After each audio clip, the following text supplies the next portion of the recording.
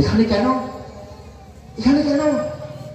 বলে রাজা, আপনি ভগবানের সেবা স্বাগত করেন, আমি তো আপনার রানী, আমাকে আপনি এতদিন বঞ্চিত করেছেন কেন গোবিন্দ সেবা থেকে? এটা কি আপনার উচিত হয়েছে? আজ অম্বরীশ মহারাজ থেমে গেল।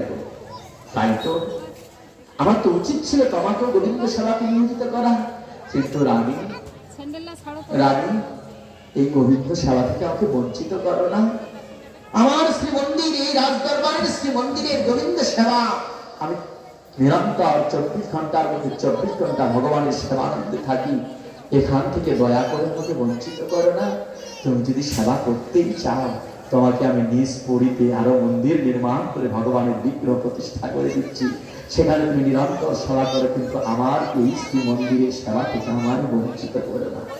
রানীর কাছে ক্ষমা চাচ্ছে, প্রার্থনা করছে, কারণ তুমি এখানে আমাকে ভাগ বসিও না, তুমি তোমার পুরীতে আমি ভগবানকে বসিয়ে দিচ্ছি, তুমি নিরন্তর